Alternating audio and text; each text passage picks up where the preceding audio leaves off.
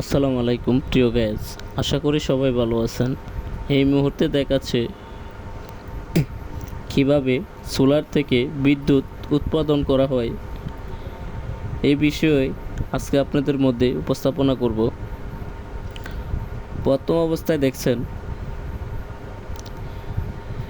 আমরা 600 ওয়াটের সোলার দিয়ে আপনাদের মধ্যে দেখাচ্ছে কিভাবে বিদ্যুৎ বের করা লাগে। দেখেন, প্রথম অবস্থায় দেখাচ্ছে সোলারের প্লাস মাইনাস তারটি কিভাবে একটার সাথে একটা জোড়া দিয়ে নেবেন। জোড়া দিয়ে নেওয়ার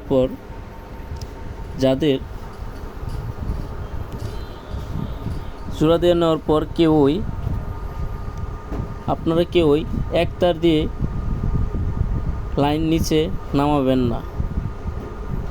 তাহলে যদি কেউ এক তার দিয়ে লাইন নামানো লাগে তাহলে তারটি গরম হয়ে যাবে। গরম হয়ে গেলে তারটি পুড়ে যাওয়ার সম্ভাবনা থাকতে পারে। যার কারণে আমরা যত ওয়াটের সোলার থাকে, যদি 100 ওয়াটের সোলার প্যানেল লাগান তাহলে 200 ওয়াট বানিয়ে তার 600 থাকলে 3টে তার বের করে নেবেন। না হলে যদি আরও ভালো হয়, প্রতি 100 ওয়াটের সোলার 6টি তার বের করে নেবেন। তাহলে ভালোভাবে আপনি এম্পিয়ারটি পেয়ে যাবেন।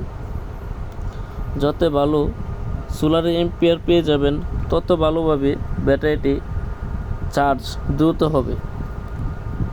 কারেন্টের চাইতে দ্রুত চার্জ হবে সোলারের যদি 25 ডিগ্রি সেলসিয়াস তাপমাত্রা থাকে। দেখেন কত সুন্দরভাবে সোলারটি সেট করা হয়েছে। সোলারটি সেটিং করার পর দেখেন জয়েন্টটি খুব সুন্দরভাবে দেওয়া হয়েছে। 100 ওয়াটের 2টি সোলার খোলে 2 মাথা 2টা তার দিয়ে সোলারটি 200 ওয়াট বানিয়ে নেবেন। দেখেন, তারপর সোলারটি উপরে সেট আপ করার পর নিচে এসে 3টি তার আমরা নেমেছি নিচে।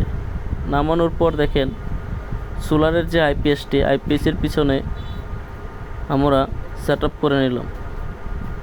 সেট আপ করে নেওয়ার পর দেখেন ডিজিটাল মেশিন দিয়ে আমরা সেট আপ করে নিলাম। নেওয়ার পর ডিজিটাল যে ডিসপ্লেটি থাকে, ডিসপ্লেটির মাধ্যমে আপনারা সব দেখতে পারবেন। Voltage, ampere, charge, time, minute আপনারা সবাই দেখতে পারবেন। আশা করি সবাই আমার এই ভিডিও দেখে লাইক, কমেন্ট, শেয়ার করবেন। ধন্যবাদ।